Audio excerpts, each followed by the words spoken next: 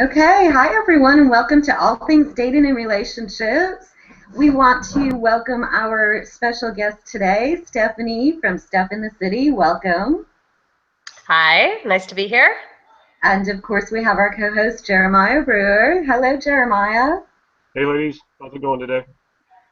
Very well, thank you. And so, Steph, tell us a little bit about yourself and how you got involved in our matchmaking industry. I came in through a different angle, but it's still very relevant. I was a contestant recruiter for the dating game. So I recruited people who needed to walk and talk and look pretty. I love it. It is such a cool story. And so today we're going to be covering a topic that you had come up with, how to be a better date. Let's talk about that. Tell me some more. Well, I think everyone can agree that when it comes to dating, everybody needs to always have a little brush up skills because what is relevant in one year may not be relevant in 5 years. And topics of conversation, how casual dating has gotten, how much investments put in has dramatically changed. So one of the things I think you need to realize to be a better dater is to decipher between the type of date you're going on. If it's someone that set you up, if it's somebody that you're meeting from online, or if it's someone you're meeting through a matchmaker, or lastly, if you met them just randomly on your own.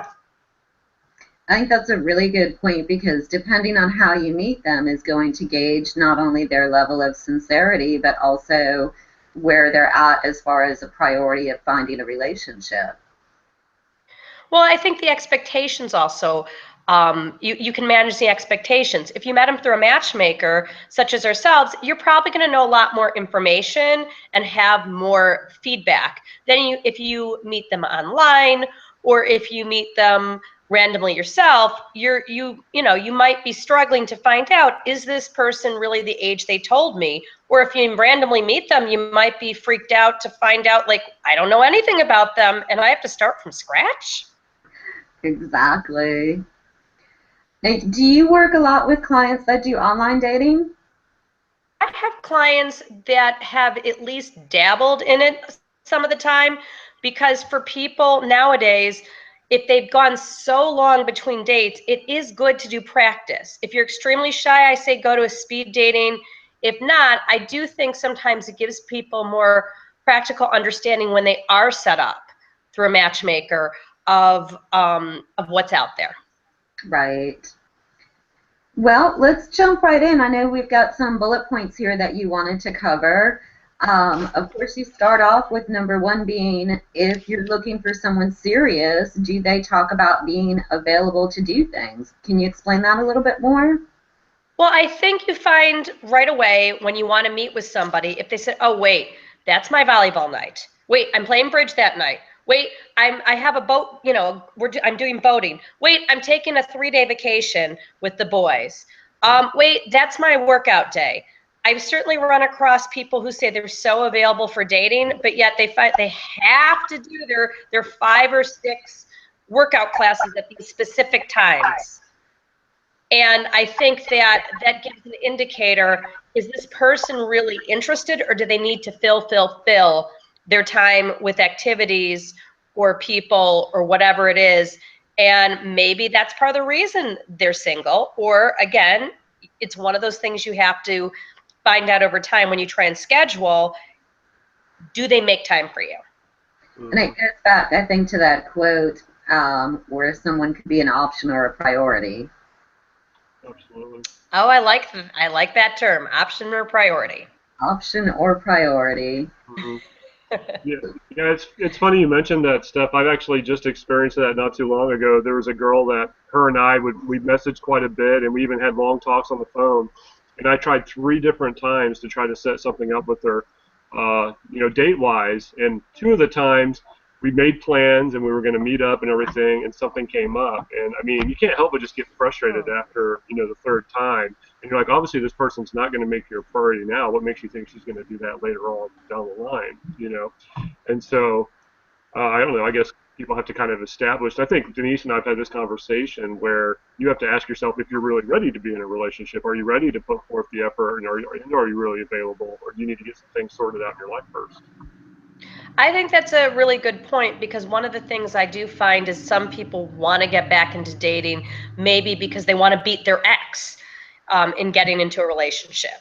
And, you know, especially with social media and Facebook, there's that rush idea, like I have to be having fun at all times or I'm not doing something right. I can't have that downtime. And I do talk to people about making sure that they have to schedule time. And by going to a matchmaker, it doesn't eliminate adding time into their life for dating. But certainly, I've run across people that took it to extremes that are comical, like the lawyer that said 4 days, you know, was okay to call because the weekends didn't count towards their social life. So I think part of the reality is I think people, if they are super busy, you know, those conversations, maybe you don't want to have really long conversations. You want to meet, you want to take it from, you know, offline or cell phone to in person, because that's going to give you a lot more information when you can actually see somebody and see what kind of date they are. It's easy to be a good date on the phone. Very true. And not only that stuff, but one of the things that I try to advise people is to, like you're saying, take that offline. You're going to waste so much time communicating over, you know, instant messaging or, you know, email, whatnot, but you're not going to learn about that person until you're face to face. So, you know, if you're doing online dating, then your main goal should not be, just like Jeremiah said, a bunch of communications, phone calls, and then never getting to the date. The whole goal would be to actually get to the physical date and meet that person face to face. I think it's great to feel comfortable where you want to talk on the phone, but it reminds me of the high school days when you'd sit on the phone for 3 hours because your parents wouldn't let you.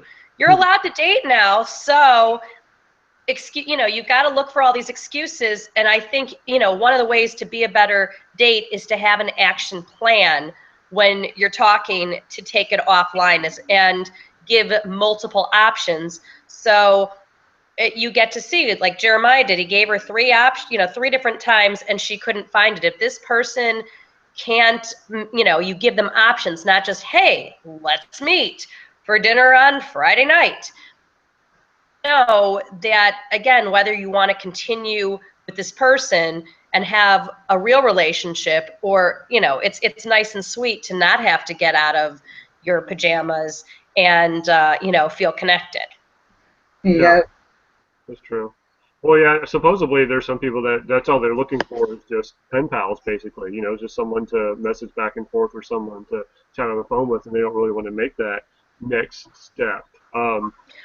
The one thing that I have noticed that's pretty impressive is if someone does happen to cancel, we'll say, you know, I can't do that. If they come back and say, well, hey, let's reschedule for this time, that's still going to let me know that that person's still interested in meeting up, but they just had something come up. But, you know, if they just say, oh, I can't make it, and then they don't plan anything afterwards, there's no follow through. You know, it's just pretty hard to get excited about. You have to think in terms, if you were doing this with a friend and a friend canceled on you and said, sorry, can't meet you tonight, you know, something came up, you would expect more from a friend. And you would expect, hey, you know, let me make it up to you. Can we meet instead next Tuesday? I just can't this week. You have to have more information. If you feel it's okay to just cancel on somebody without making, you know, them understand, because things happen. You could get sick with the flu. You can, you know, have a car accident. There can be all sorts of things that happen, but you have to let them feel that you want to meet up with them again and you are interested. And that, you know, that communication goes a long way when you're planning dates, because one of the biggest complaints I get from women about men is that men refuse to plan.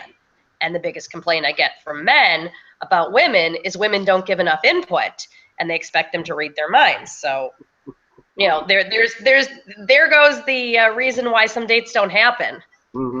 Yeah, and if I can point out too, one of the things that I do with my clients, Steph, is I ask them what are some fun date ideas? What are the things that you would enjoy doing for a date? And then make those suggestions to each person so that when they do communicate, they have an idea as to what that other person likes. And so they have that extra information. And like you said, I love the idea of options. You know, don't just ask them out for one particular night, but have a plan and understand, say, hey, we could do this on Thursday night or this on Saturday night. My schedule's pretty open. And really give them more options, but also include that plan of action. Mm-hmm. And I think it's important because you don't know when we were talking about the different types of date, you don't know the level of seriousness. So if you say, hey, you know, we can meet for a drink after work, but I don't know if it's, you know, I don't know if that's convenient for you with your schedule. We can meet for brunch on, you know, we can meet for brunch on a weekend. Let me know what works best for you. Mm-hmm. And then also, if you're not sure if this person only wants to meet for a drink or a cup of coffee, if they're willing to do a meal, particularly, you know, we're in the very beginning stages, I think that's going to make a difference because the person's going to feel at ease that there's not one set plan and that whatever they're most comfortable with is okay. Mm-hmm. The other thing to make yourself a good date, guys, please come by the girls. Don't do the halfway thing. That extra 15 minutes, you'll want bonus points. That's what you need to be doing. You need to be saying, hey, I'll come by you. Obviously, you can't pick us up. Mm-hmm. We don't want that, but I'll come by you. It doesn't mean this is how it's always going to be, but that extra step always, I think, makes people a better date. And it also starts things on the right note because then people feel, oh, this person's making an extra effort and they care about not, you know, having me out of my neighborhood, especially, you know, especially if it's night or whatever it is. And I know that the women love it when they feel that their needs of, you know, convenience and feeling like guys are being chivalrous are met. Absolutely. And I'm going to, if you don't mind, Jeremiah, I'm going to share one of your little things. Which is even after the date stuff. One of the things that Jeremiah does, I think is wonderful, is he will text the lady and ask, did you make it home okay? Oh, I love that. And it's, you know, he's a gentleman, you know, all the way through. But it's also a good indicator because usually he'll get a response like, yes, I did. Thank you for asking. I had a wonderful evening. And that kind of gives him a little bit more information as to what's the next step because he's getting little details at the very end of the date. Well, I think it also, when there's so many dates that go so casual, it stands out. And that is a concern is that women like to know that they, you know, that someone cares that they got home okay. You know, the thing is that it's a thing for men to do. I actually had a client that went back to a woman and said, just to let you know, I got home okay. It didn't work in the same regard. And this was recently. Mm-hmm. I love it. So, well, let's go to your second point that you have here on your bullet list, Steph. And this is jumping into the date, the actual date. Do they ask you appropriate questions as you're getting to know them, or do they push boundaries? I think this is a really great conversational question here. So let's jump into that. Well, what I find a lot is both men and women feel if they're asked a question, they have to answer. Not only do you not have to answer, keep in mind, it's almost like an interview. If somebody says, tell me why you didn't like your last job, don't go and give all the information of why you didn't like your last job. You're supposed to just give a brief, intro. But that's the thing that some people feel like I need to share all the information. And in terms of pushing boundaries, if you say, I'll tell you more about, my last relationship when I know you a little better. And the person says, oh, come on, we've had a couple drinks, what's wrong with telling me some more information? You go back again and, if you're not comfortable, don't feel pushed. Don't feel pushed to talk about things sexually. Don't feel pushed to talk about past relationships. Don't feel pushed to talk about financial situations. Mm-hmm. I'm amazed at how much financial stuff is going on these days where people will discuss their alimony situation or if they have student debt or whatever's going on. And some of these things really, you really need to remember that this is someone you don't know if you're going to be seen in a month. And you have to remember that you have to set boundaries. And when you talk about things, if this person pushes to continue to talk about things that you're not comfortable with, that's not particularly a good, good indicator that this person is truly interested in you and how you feel. It just might be, again, that person, they want to date somebody and they want to know if if this person checks, certain boxes. Mm-hmm. That's a really good point as far as topics to stay away from, Steph. To me, I always recommend you stay away from topics on first dates such as religion or politics or things. Do not talk about politics on a date right now. Do not. Exactly. And so I actually, when I did my blog post just telling people about you coming on to All Things Dating Tonight, one of the things that I created was some fun facts and random realities and guilty pleasures. And the whole point of that post was to explain to people that there's a difference between too much information and selectively sharing. And, to be able to have that distinction, number one, and then number two, rather than just being honest, sincere, and a good communicator or a good sense of humor, don't just say these things, but show it. Show it in your online dating profile. Show it on your first dates. And so knowing what things that you're selectively going to share on a first date is really good preparation. Well, I also think that people don't come prepared enough on the date, meaning, did you go and look through that person's profile, if it's an online profile, or if it's a friend fix-up, maybe, in that case, maybe you know a little bit of information, where they went to school, what they do for work, around where they live, just a little bit of information. So do you come prepared with information that you have on them to ask questions, and information in your mind that you are comfortable sharing that works for you, and things in your own head that hey, this is a hot topic. I know I might talk too much and give too much information if I'm asked this. I've got to watch it. Absolutely. Because we all have certain hot buttons. And I know people can be very passionate on things.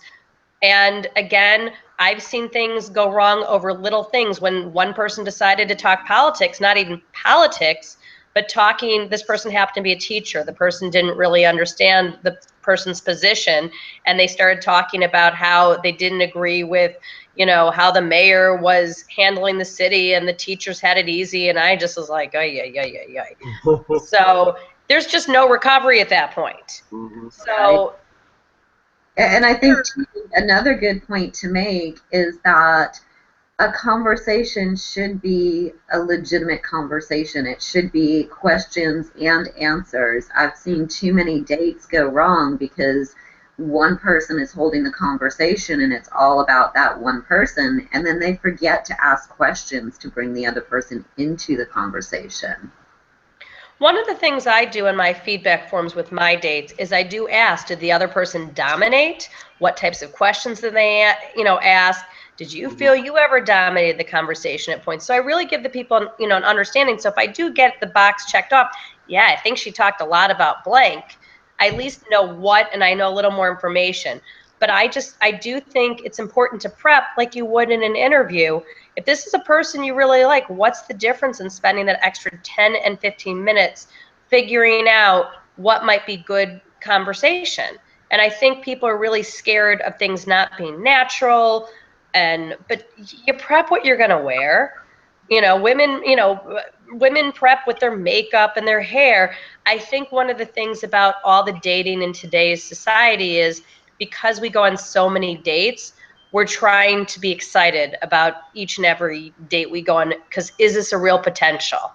And if you go in and you treat it like that person feels, not like a form that, oh, this is what you do from the first 10 minutes, this is what you do for the second 10 minutes, and this is the close, I think you're going to get a different response, whether this is a successful moving forward date that turns into a relationship or not. Because if you act differently than a lot of other people do in the dating world, it should be noticed majority of the time. Yeah. And the point is to stand out somehow. You don't want to be the average Joe dater. You want to stand out in some way, shape, or form. Jeremiah, can we ask you any points of interest, like with women? What's something that would stand out if they asked you certain questions? That would stand out that they're listening and paying attention.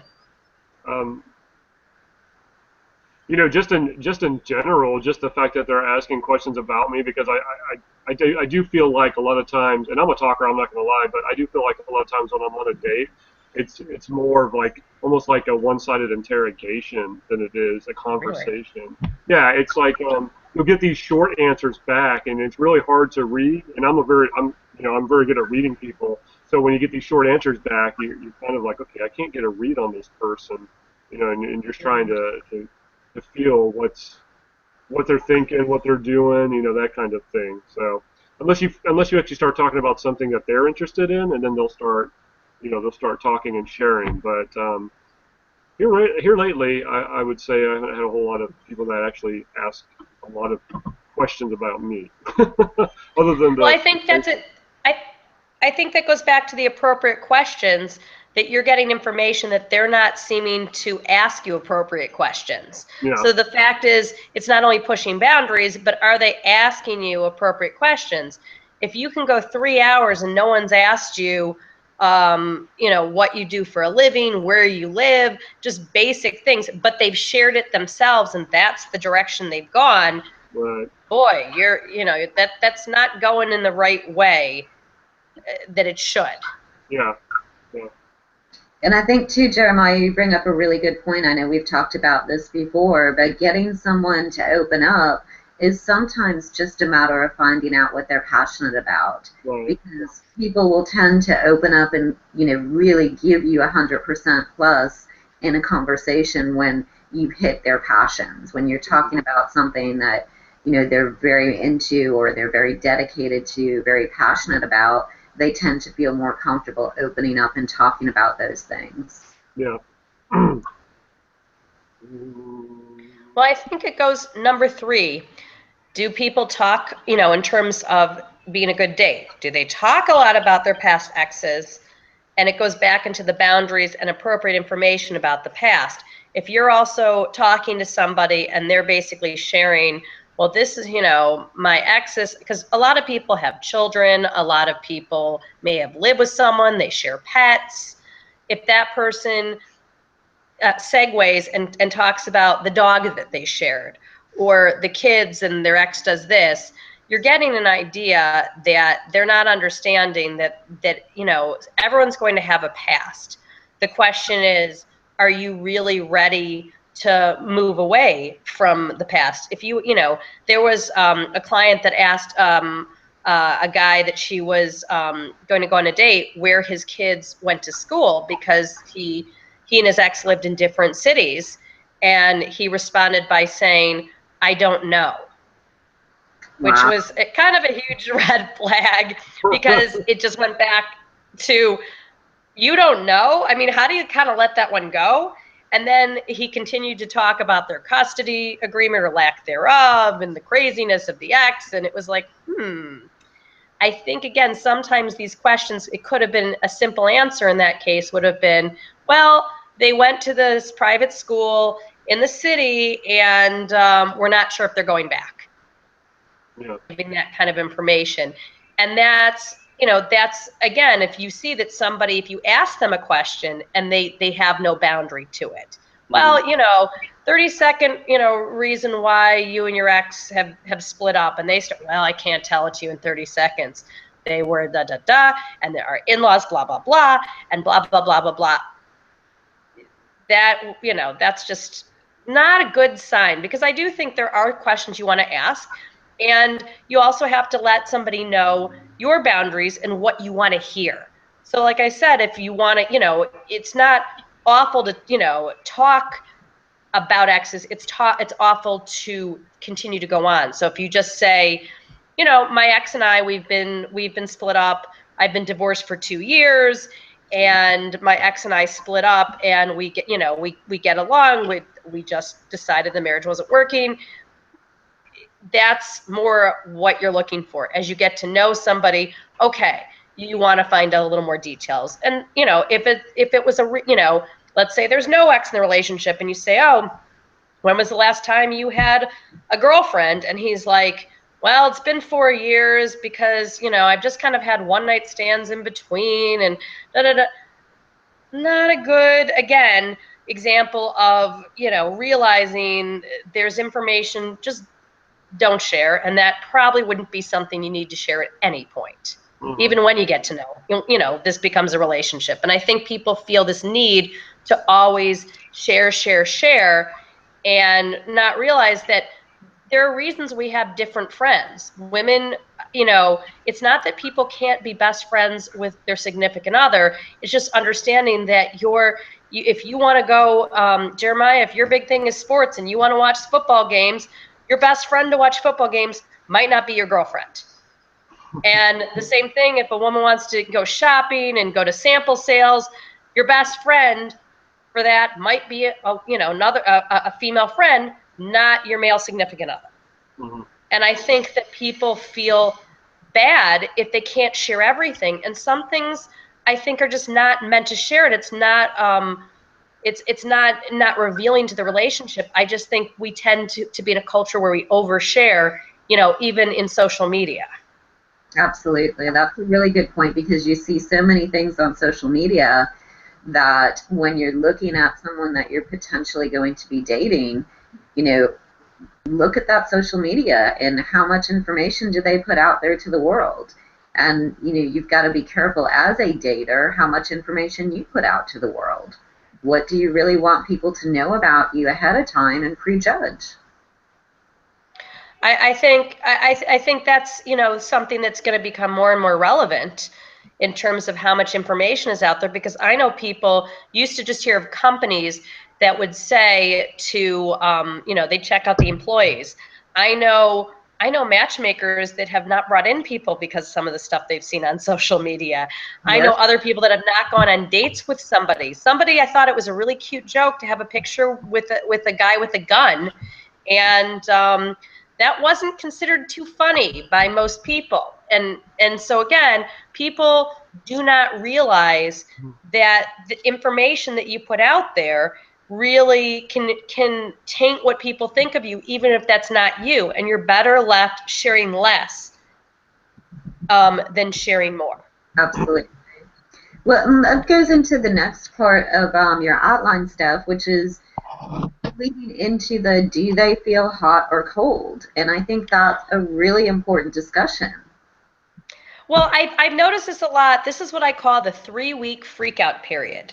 The first 3 weeks of when you're talking on the phone, texting, you know, maybe you've gone on a few dates, or maybe you're setting up that date because maybe for whatever reason you're traveling, you have kids, things like that. You can't set it up. That 3 weeks is just so hot. And you just can't wait to talk to this person and share, because now you have somebody to share some of your day with. And then all of a sudden, it goes from those 5 texts of work a day, hey, how was your day, to at the end of the day, yeah, call me and call me after my show. And you're like, what the heck happened? And I think the thing is that you have to realize in the beginning, you need to also monitor and remember, less is more. You can always go up. You can't always go down. And if somebody starts very heavy, you know, texting, calling, wants to see you all the time, those kind of things, you know, send you flowers, you know, if it's a woman, and she's sending you little emojis every hour, you know, like little kissy emojis. You have to realize that this can't, you know, that's what I call the 3-week freakout period. This can't keep holding up when you get back to real life, to your job, to your friends. So I think that, you know, what I tell people is you still have to pace. No matter how great this person is, you have to pace. There's no harm in finding out in 4 to 6 weeks this person is not going to be interested, you know, is not interested, or is not the person you thought that they were going to be for you. But if you go super hot and then you go kind of cold, that's something you need to realize as well, because nobody's going to live up to being that perfect person, even if they seem like that for the first few weeks. But a lot of people do notice that things go very hot and cold. And I said, well, wait a second, who's participating in this? If this person's texting you constantly, hi, how's your day? Hi, how's your day? Do you have to follow up all the time? Or can you pace it? You don't always have to go to somebody else's pace. If somebody's calling you every night and you really do want to go to that gym class, or you do have other things going on, but you're like, oh, I'll give it up. There's a difference between being overscheduled and there's a difference between giving up what's important to you. So don't give up doing things to only find out that this person just kind of went cold. Not only that stuff, but I also want to point out that this actually lines up expectations as well. Because in the beginning of a relationship, if somebody is hot, hot, hot, and then they all of a sudden switch over to, okay, well, now I've got that person, I don't have to be that hot, hot, hot, and then their behavior changes, they're going to get a smack in the face because it might be that hot, hot, hot that the person was attracted to. So you're very correct with pacing. If you pace yourself in a manner in which you're comfortable, then you're going to be less likely to set false expectations. Well, it's why I think it's important with the texting. I actually tell my clients not to text for the first 3 weeks. And my point, I think that Jeremiah's text of what he does at home, again, it's a different type of dating situation. He's not getting the information like I'm able to give to my clients with the feedback. Right. So that's different. But I think that when I tell people to cut back on the texting in their online, any of online dating, they look at me sometimes like I'm from Mars. And I said, it's easy. It's not so easy if if you're meeting somebody for a date and they're late and they text you, I'm late. I've had friends do this to me and they're like, oh, why didn't you text me back or whatever? I said, I was driving. It's kind of illegal to text and drive, so I don't do it. And the thing is that if you can kind of set something up like that, because we're not in a society where you can't not call anymore. And people hear tone differently. If I text, I'm late, nobody knows if I text that to 4 other people. The exact same thing. And if I say it, you can tell in my voice, and you're going to give probably more information. You're going to be like, I'm late, I'll be there in about 10 minutes. It's kind of hard to text some of that information.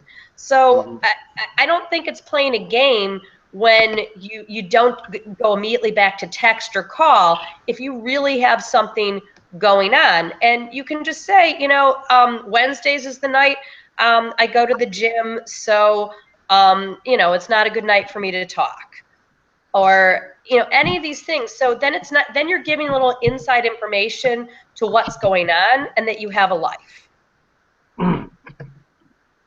I think people forget about that as well, and then they worry that the person won't be interested, but that goes back to the hot and cold. Absolutely. And it's paying attention to your hot and cold as well. Well, I think that goes into number 5, where do you have a tendency to assume that someone must be wanting a serious relationship because their online profile says so?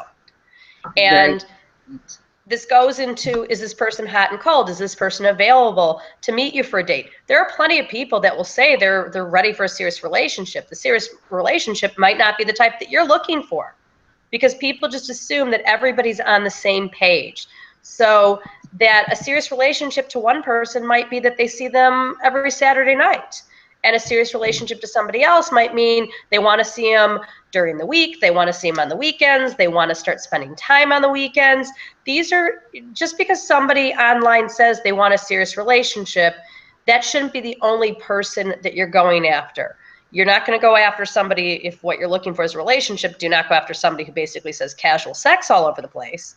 But it doesn't mean, I've heard men and I've heard women that don't want to seem like they're overeager by saying long-term relationship, marriage, even if that's what they're looking for.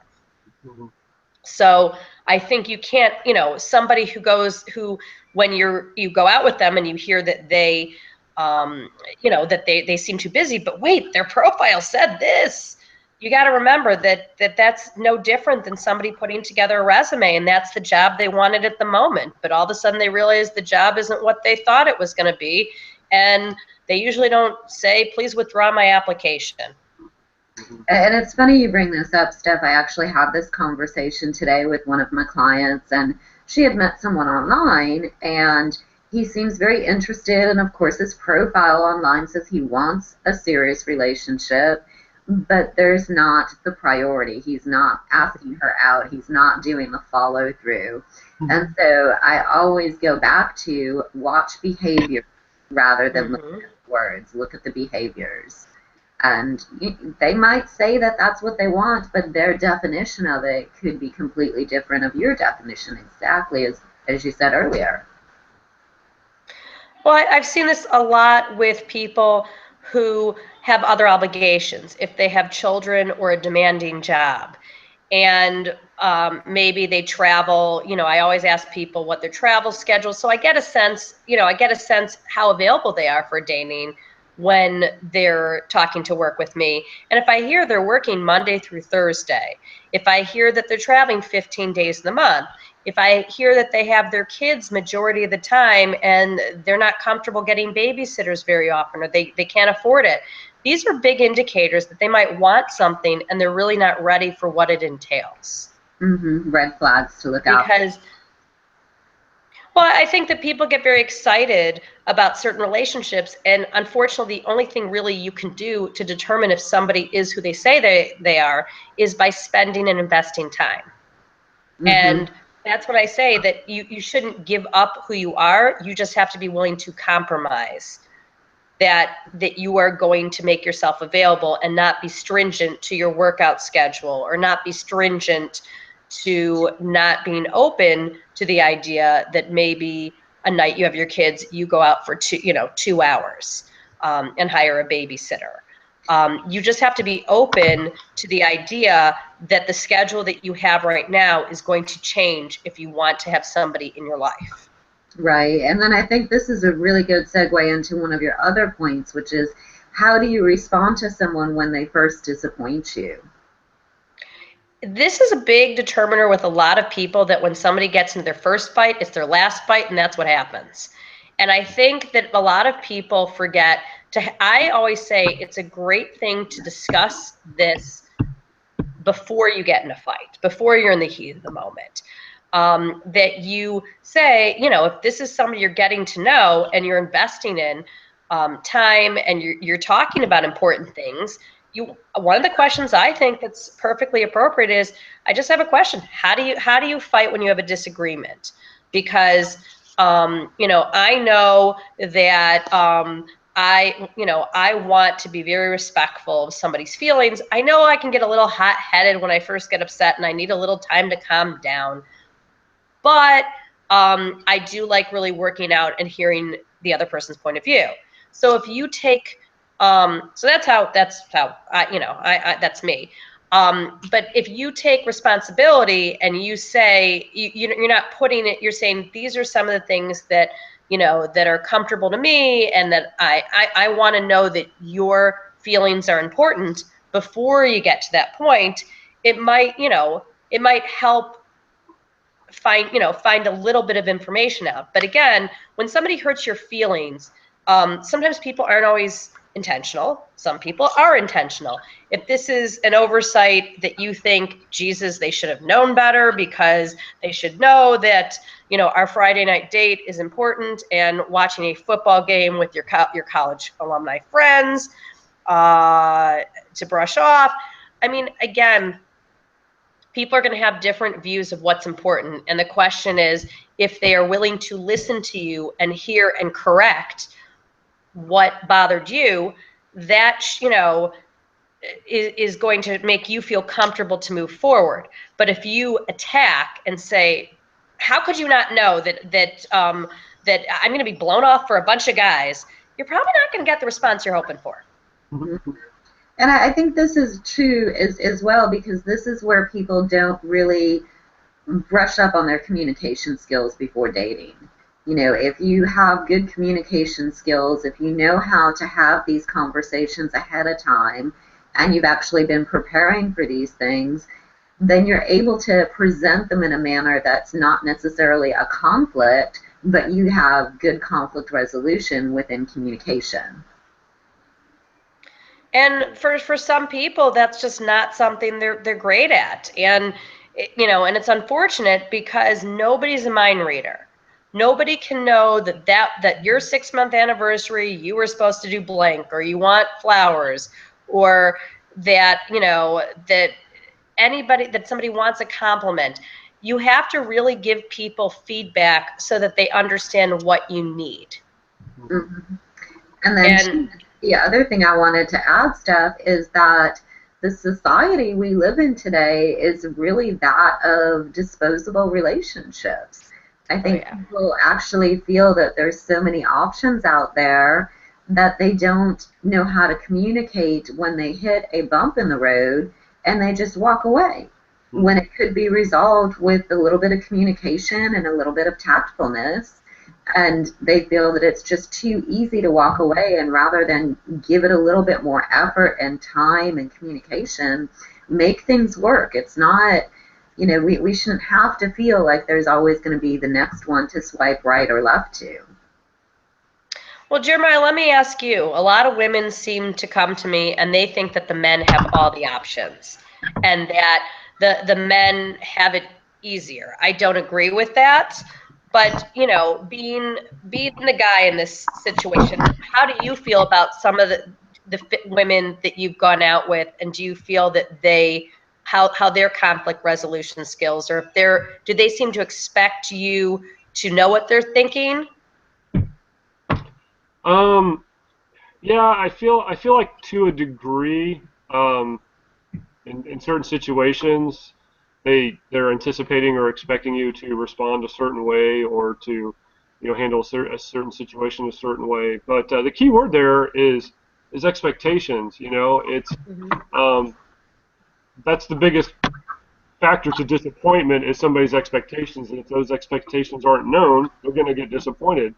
It's just like if you apply for a job and you say, yeah, I can do that job, but you don't discuss what that job is, and your boss comes back to you and says, well, I'm not really happy with the job you did, and you go, well, you never told me what the job was in the first place, so how am I supposed to know what to do to make you happy? Analogy. That is a perfect analogy.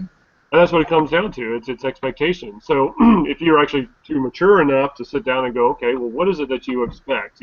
What is it that you need? How do you communicate? What are things that people do that make you feel like you're cared about or thought of or loved? Those things. So. Well, I think that also goes into how much information do you give out when asked questions that are personal in nature. Mm-hmm. If part of the reason your last relationship didn't work was because you never felt that this person gave you attention, asked about your day, certain things like those are important things to reveal to somebody without giving out too much, going on and on about your past relationship or why something ended. But in my next, I felt in the relationship I didn't get enough attention to some of my needs. I really like it when blank. Mm-hmm. So I think that people have to remember one of the things you want if you're going to give out personal information is the lessons you learned of what you want for the future. Mm-hmm. So if the lesson is that, okay, I really like somebody who wants to take care of themselves and likes to work out and be healthy. They don't have to be a marathon runner, but that was one of the things I learned from a past relationship. That's, that type of information. You're sharing something personal. You're sharing information without it becoming without getting too much information about the other person involved. And I think that when people get asked information, it's good to share the lessons they learned, and it's good to share what they need versus, attacking anybody else in the process. Or again, if somebody's inviting you to try and, talk negatively because that's where they are, about all their past relationships, that doesn't mean you have to join that bandwagon. Yeah. Well, that's something that I can share that I've experienced too in the past, is because I'm a very open guy because I used to not be, so of course the pendulum swings the other way. So I express what I like, what I want, and things like that. But what I've run into in situations is, and I think this goes way back with insecurity issues, is that person that I'm expressing my interest or wants to actually takes it offensively. Like they turn the situation around and make it more focused about them and how they feel instead of realizing that I'm trying to give them a tool or a way to gain more of my attention and things of that nature. I don't know if that's something common Can that you you give hear an about. example? Well, of course you'd have to put me on the spot. Um, we'll just say dress. I like for a woman to dress a certain way, not necessarily in a trashy way, but I appreciate a girl that knows how to dress, that compliments her, and knows how to do that. And so you can ask Denise. I'm very big into fashion and clothing and image and stuff like that. And so I put my 2 cents. I'm like, hey, I really think that'll look good on you, or this will look good on you, blah blah blah, in a very constructive way, not in a criticizing way, but it will be taken as if, oh, I'm not good enough, or you don't like me in this, or you don't like that kind of thing. And so it's just taken completely the wrong way, even though I'm expressing, what it is that I like, what, you know, a little bit about me, basically. I'm actually kind of exposing myself and sharing something that I like, and the worst thing you can do is turn around and take it offensively, because that's just going to make me want to not share anything at all. Well, I think when it comes to women and weight or clothing, what somebody hears is, I didn't like what you wore, not, gee, I think you'd look great in that. And it goes again to reinforcing. It goes into point number 9 that we're going to discuss. Do you know how to set up boundaries without things coming across as unnatural? Mm-hmm. And what I think it is you just have to, again, set up when you say something to someone, set it up with as a compliment. Because if I was to give feedback to a client that had done well in certain things and screwed up on certain things on the date, Mm-hmm. I might say, I got this feedback. You were such a gentleman. You did a great job. Blah blah blah. I think that maybe the outfit you wore for that particular restaurant, would have been good at the such and such. And I know you have some great clothes that you need to show off. Mm-hmm. So I think sometimes what people hear is, if they hear, can you do something, it's because they did something wrong. And I think, again, it comes to, people are so not used to people giving compliments. And I've told people, to gain perspective, go up to somebody and just give them a compliment. And you're not trying to sell them anything. And people are shocked when somebody just says, hey, you look really nice in that dress. So I think that's part of the culture. I would just take from that is, just make sure that you tell them what you like, that they have, and say also, this is something, I really, it happens to be a thing for me. I would love it if you wore blank. And I think then the feedback, might be more positive, because I just think that a lot of people are so used to being criticized and not complimented in today's society, that it's an unfortunate avenue that people are shocked when somebody wants to just say something nice. Yeah, but a lot of people take compliments as criticism, and that's the issue that I run into. And I think it has to do with you have to be comfortable in your own skin, because to be honest with you, if some girl said, hey, I really think I like this style, would you try this style for me? If I like that girl enough and I want to make her happy, I'll try it. I don't care. Yeah, you want me to try purple hair? Sure, why not? I like you. Whatever. That's the thing, because it's not about me. It's about them. And if it takes me to just get outside my comfort zone a little bit and try something new to make them happy, I'm willing to do that because I care about that person and I'm interested in pursuing something with them. And I think too, I wanna step in real quick so that the thought is not lost. But Stephanie, you just basically taught one of my most valuable lessons that I teach people, and I refer to it as the emotional sandwich. And it's so very critical that people understand it, because it's a great way to express yourself and to get your point across without being dominating, controlling, or overbearing, or hurting the other person's feelings. Right. And that is to start off with a compliment and then add in your point of view, that whatever topic it is that you want to be known, and then end it with a compliment. And you will be amazed at how much further you get with people, whether it's dating or relationships or any type of communication. But that emotional sandwich is a tool that if most people just took the time to practice and use, they would get a lot more success with any relationship. Oh, I think I like that. The emotional sandwich. Yep. I like that. Yep. So I think, Jeremiah, I understand what you're saying. It's hard for you as a man because you're trying to compliment in a certain way or trying to express yourself, and it's being taken a completely different way. So maybe trying that emotional sandwich might be the way to approach it. Yeah, I mean, I've been in sales and business, and they teach you the same thing. You know, you compliment, and then you quote critique, and then you compliment. But I don't even try to critique. I just try to just say, you know, I really, you know, I like this, but I really like this. It's all positive. It's not negative. It's not like, oh, I don't like that, or, you know, anything like that. I mean, so you know, I've been taught and learned how to build people up. I think it is tough because so many men are known for not always complimenting women outside in the very beginning. Like, let's say that, you know, so you get in this comfort zone, and some people are not known for getting compliments, and so sometimes it's a reaction because people aren't used to, like, what, you're paying attention to what I wear? Sometimes people are not really used to that. Yeah. You know, I thought the black dress was the black dress was the black dress. Oh, you're wearing red? Oh, I thought it was a black dress. That's great. It's like when I dye my hair, Steph, it takes my husband 3 weeks to notice.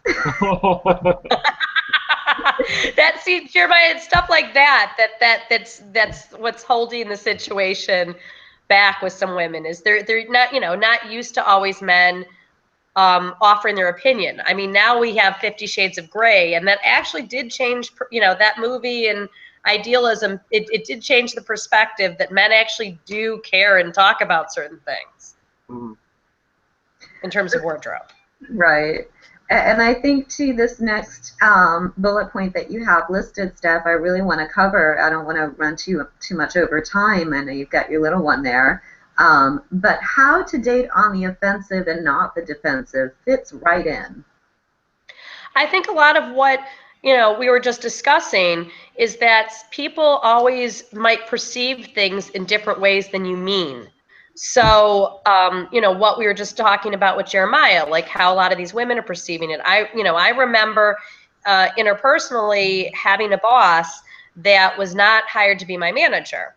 And when there were just these little tiffs that kept going back and forth.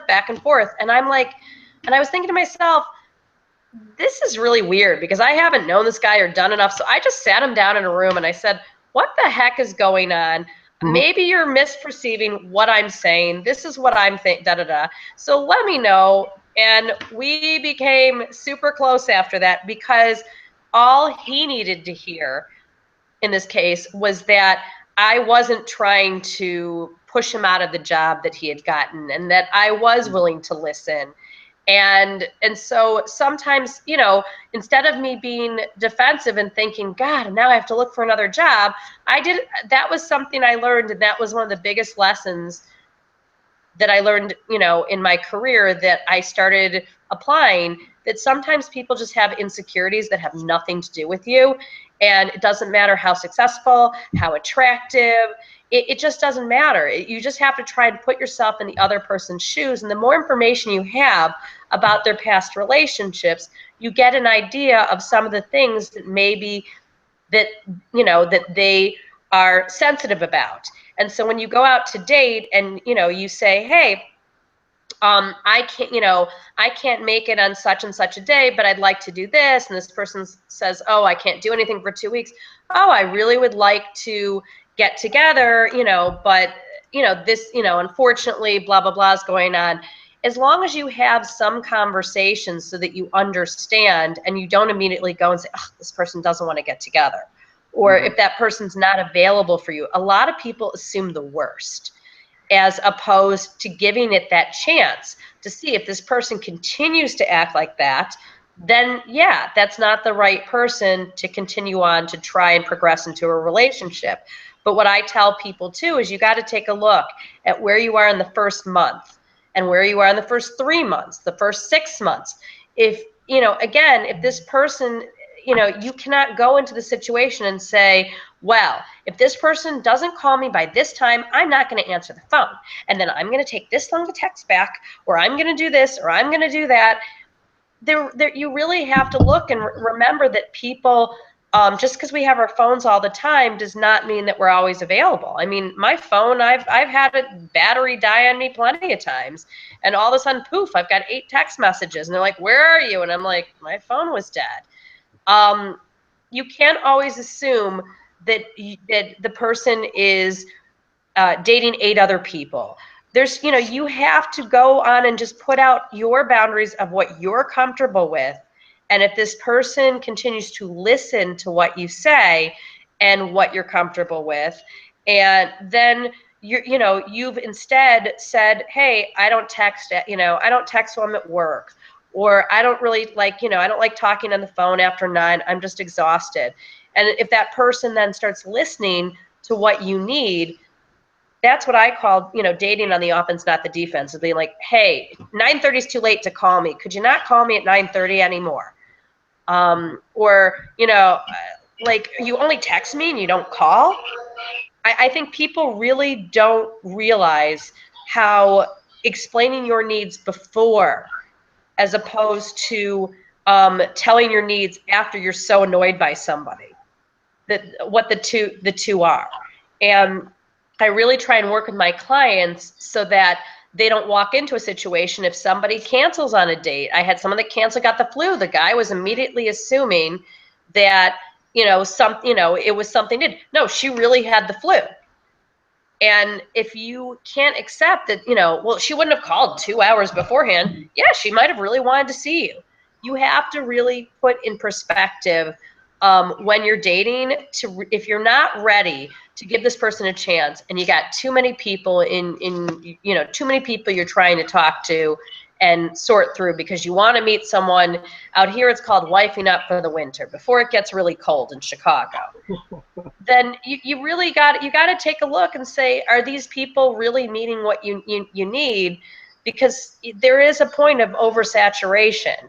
And if you want a date to meet somebody, you're going to have to deal with dry spells. You're going to have to deal with the fact that you might only have one person to be focused on that you're not 100% sure about. You just have to be willing to treat each person that you're going to give a shot to as a person that feels that they're not just part of the chain. And if you do that, you're going to have a better shot at getting a relationship.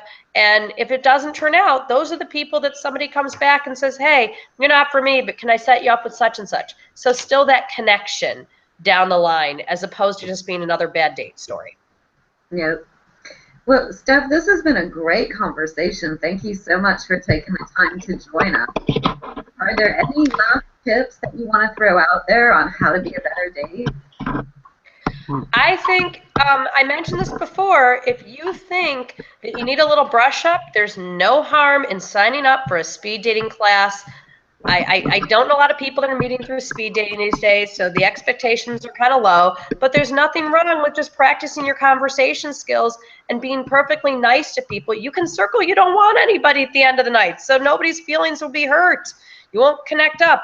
But I think there's nothing wrong with trying to brush up and practice. If you need to even read a book on small talk, I think it's really important for people to come more prepared to the dates they're on, because I think that it's, for whatever reason, people feel that having 5 conversation topics is not natural. But I think what's not natural is to have some sort of action plan of things to talk about, because what if you think the person's really good looking? You might get tongue-tied and you need to go back in your head and be like, what did I put on my hand to talk about?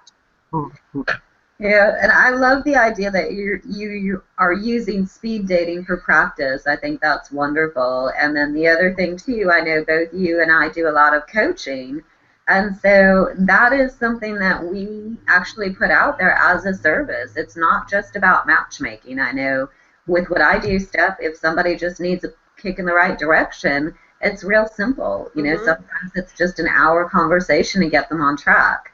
So there's a lot of different things that you can do to become a better date. And I'm going to leave you with my favorite tip, which is that the most important thing you can do on a date is pay attention. Your undivided attention is really the biggest compliment you can pay someone.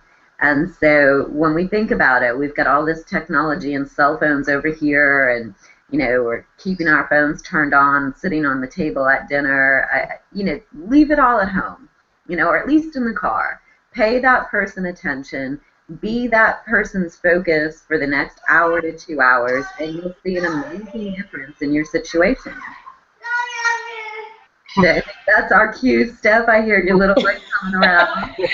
She's the cat is apparently deciding to watch her TV show with her, and she's not happy. Oh, I love it. Well, if anyone is interested in working with Stephanie, I did just go ahead and put a link to her website up in the chat. You can find Steph at stephinthecity.com. And then I'm also going to throw in, of course, the Miss Matchmaker Live link so that you can have that to reach me as well. And again, Jeremiah, thank you so much for joining us and giving us the man's point of view. Is there anything else you want to leave us with, Jeremiah? No, not really. I don't have anything off the top of my head. Put you on the spot. Well, thank you again, Steph. I do appreciate it. Thanks for having me. Yeah, it was a great hour, and we'll see you again soon. Sounds good. Okay.